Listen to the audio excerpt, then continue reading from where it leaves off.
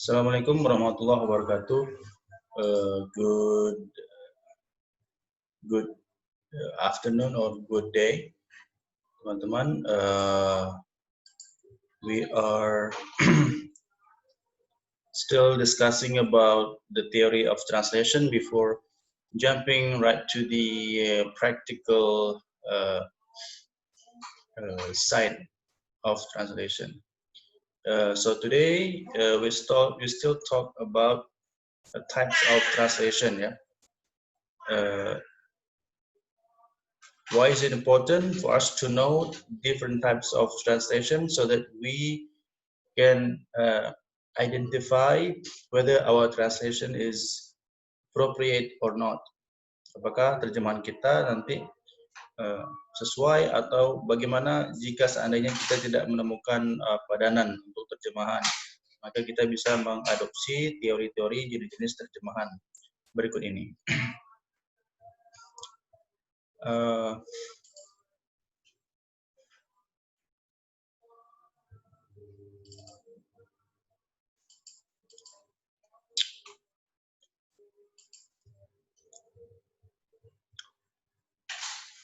Oke, yang pertama, number one.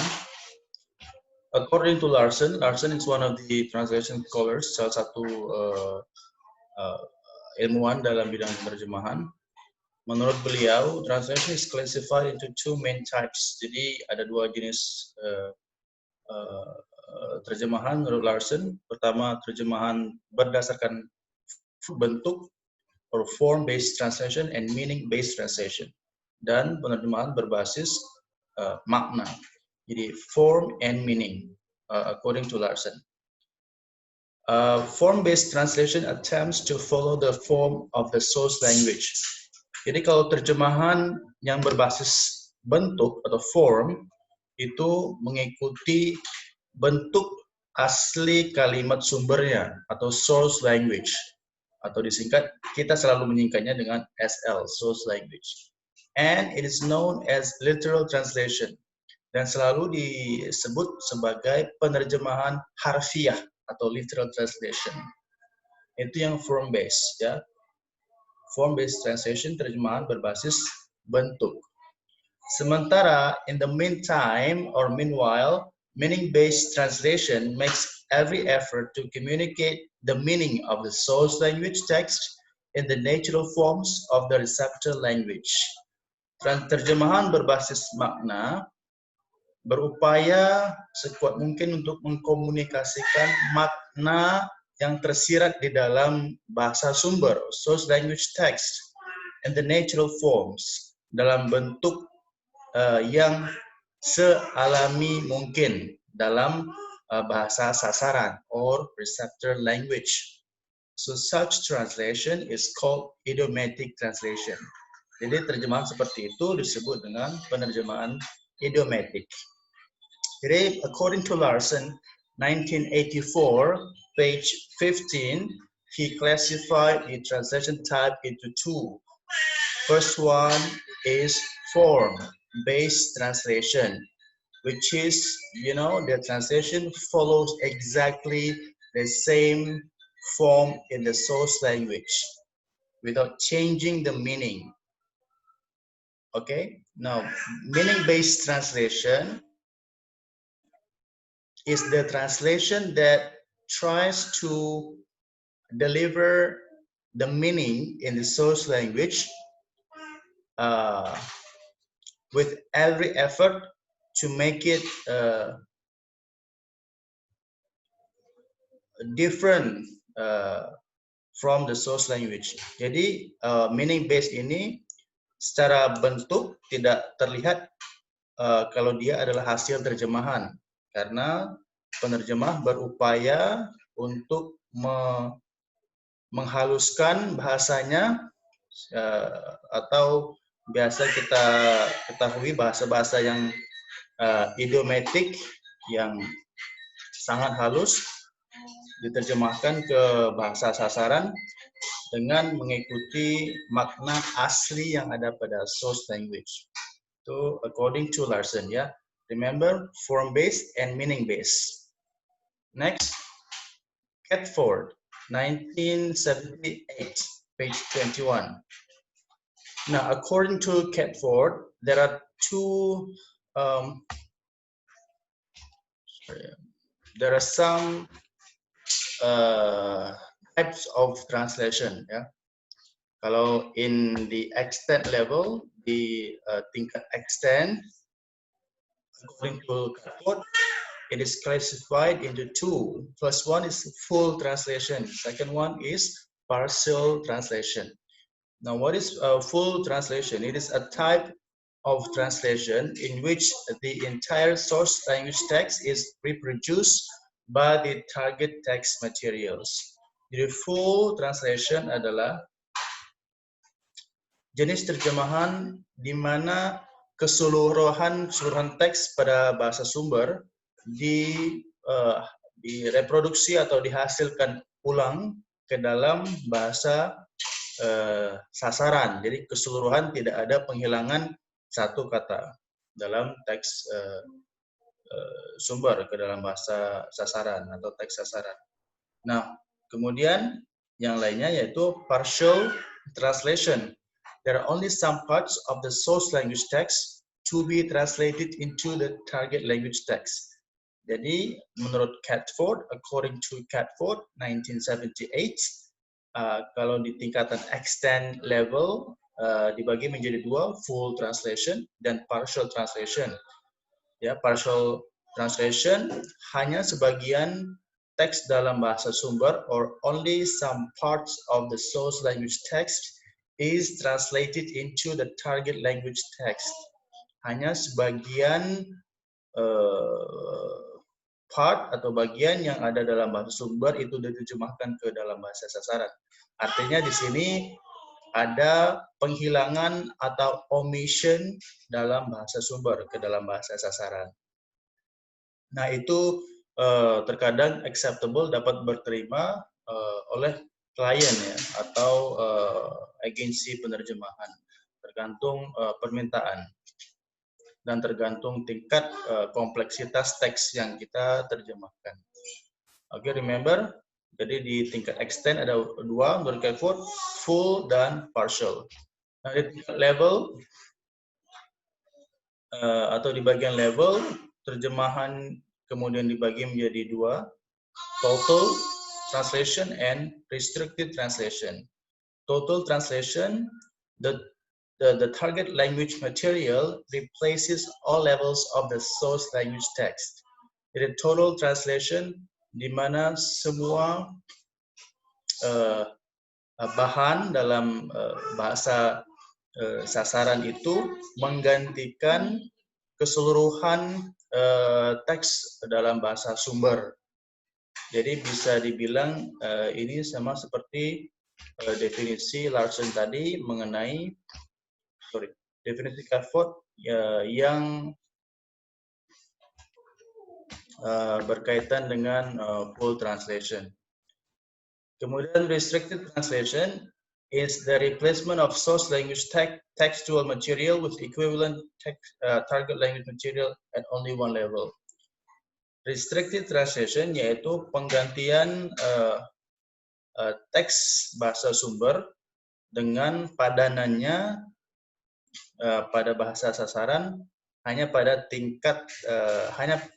satu tingkat. Artinya apa? Satu tingkat di sini whether at the phonological level, graphological level, or at the level of grammar and lexis. Jadi satu tingkat di sini maknanya biasa hanya pada tingkat fonologi, kemudian grammar dan lexis atau pilihan kata. Graphology.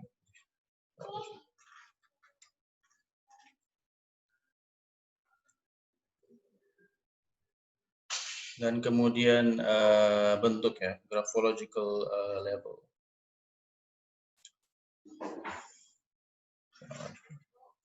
Oke, next.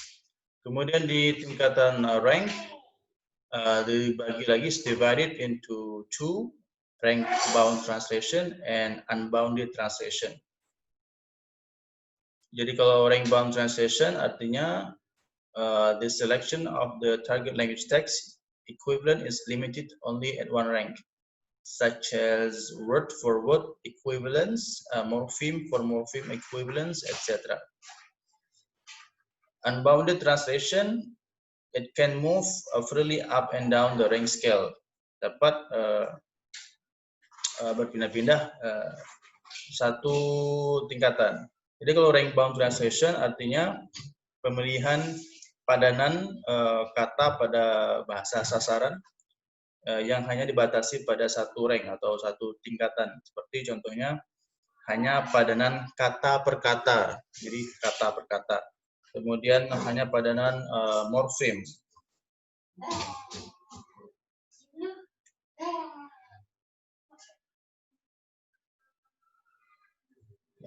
Teman-teman bisa Google sendiri apa itu morfem. Kemudian unbounded translation, it can move freely up and down the rank scale, dapat berpindah-pindah naik turun, tidak mengikuti rank bound translation. Nah, kemudian kita lihat lagi another types of translation according to Breslin in Khaliludin. Berdasarkan tujuannya atau purpose, the translation is divided into several types. According to Breslin, the first type is pragmatic translation. It is the translation of a message with an interest in the accuracy of the information that was meant to be conveyed in the source language form, and it is not conveyed with other aspects of the original language version. Example, the translation of the information about repairing machine.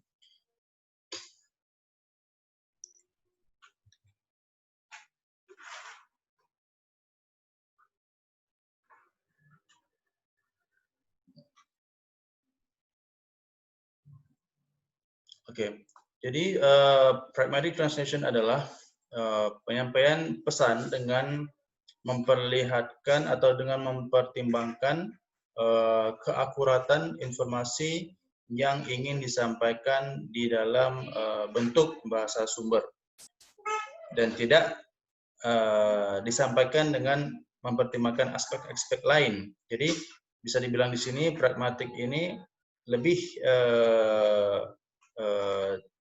tidak idiomatik dan tidak bisa dilakukan banyak perubahan dalam bentuknya.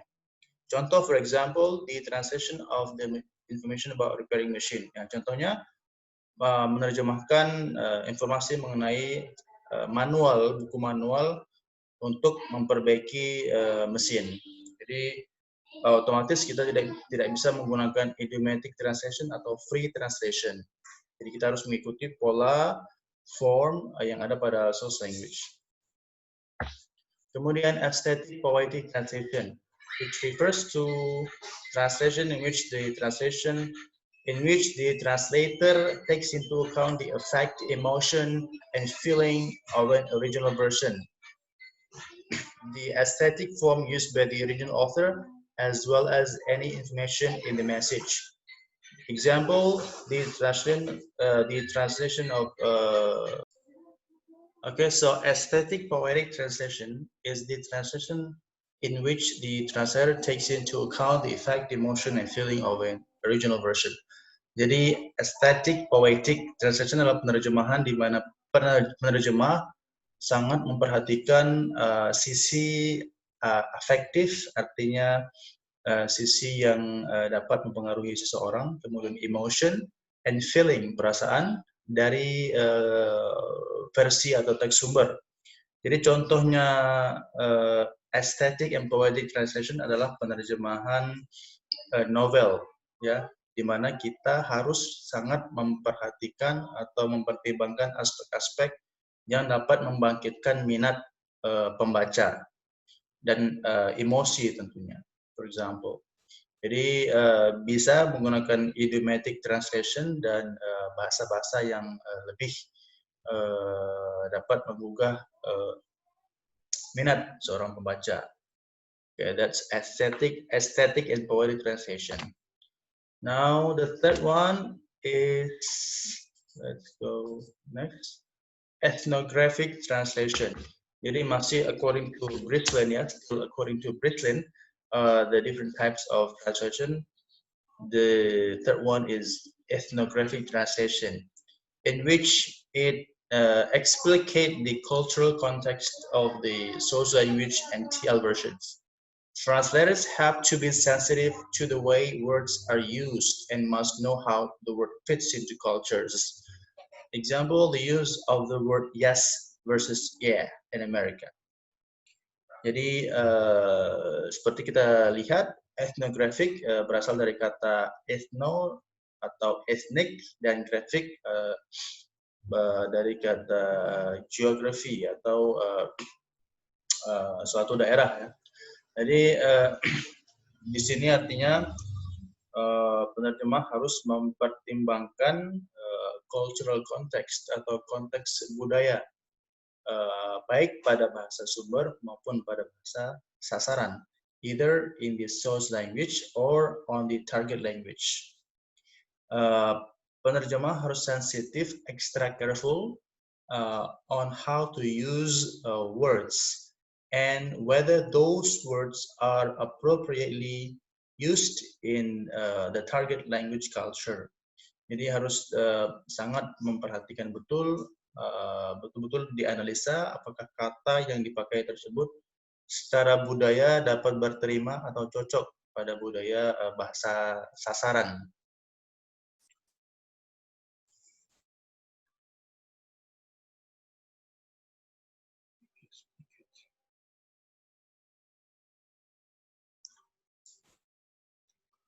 Oke. Contohnya di sini penggunaan yes dan penggunaan yeah in Amerika. Jadi ada cultural difference dalam penerjemahan dua kata ini.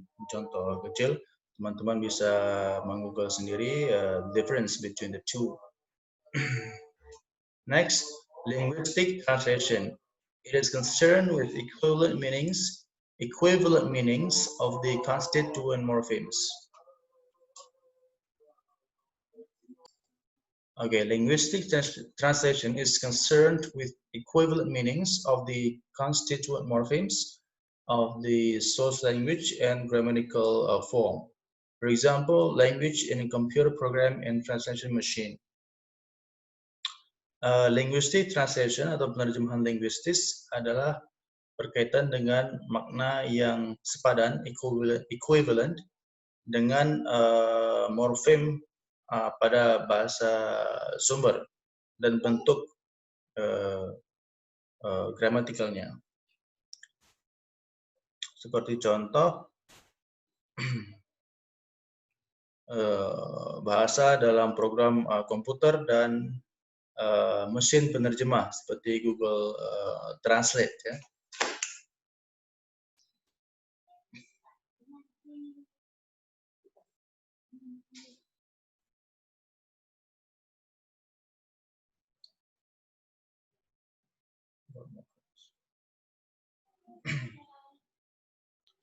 Oke, kemudian kita lihat lagi another scholars version of translation types. Now sekarang according to Jacobson dalam buku Leonardi 2000 book. Jadi according to Jacobson, translation types are divided into two. First is intralingual and second is second is interlingual and third is intersemiotic translation. Now, what is intralingual translation according to Jacobson? That is the translation in which verbal signs are interpreted by means of other signs of the same language. It happens within the same language.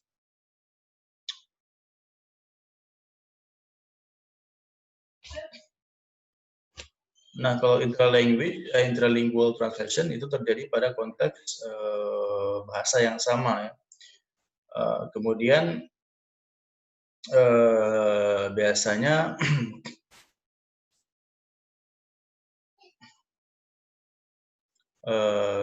contoh kasusnya dalam penerjemahan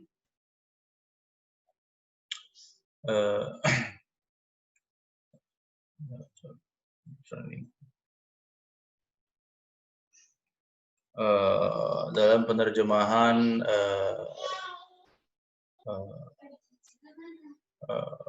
sign interpreting, penerjemahan apa namanya orang disabilitas, di mana penerjemah menggunakan gesture dan untuk mengekspresikan bahasa yang sama, bahasa Indonesia, dan kemudian diterima oleh para disabled who are hearing impaired, yang tidak bisa mendengar. Nah, kalau interlingual translation is the one which refers to different languages, whether it is bilingual or multilingual.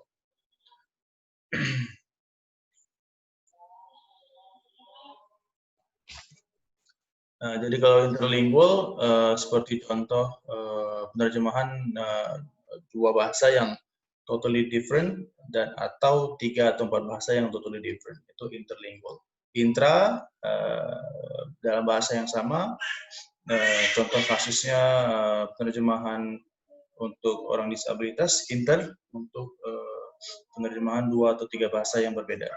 Nah, how about intersemiotic? Intersemiotic refers to and interpretation of verbal signs by means of other signs of non-verbal sign systems.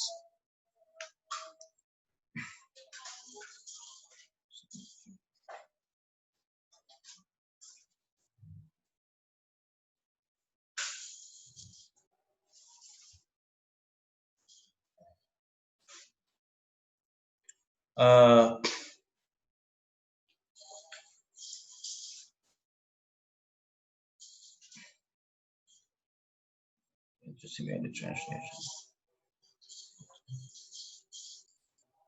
Intersemiotic bisa contohnya penerjemahan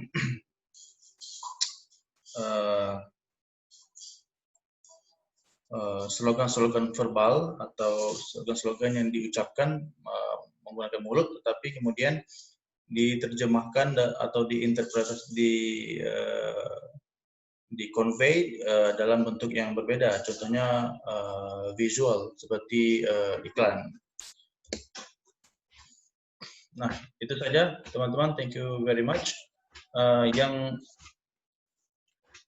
perlu kalian ketahui, yang sangat populer itu adalah penerjemahan, jenis penerjemahan yang di propose atau diajukan oleh Larson yang tadi itu, yaitu mengenai form based dan meaning based translation, dan juga jenis penerjemahan yang diajukan oleh khususnya dalam tingkatan extend, yaitu ada full translation and partial translation. Okay, thank you for today. Hopes we can come into practice sooner rather than late. See you again. Assalamualaikum warahmatullahi wabarakatuh.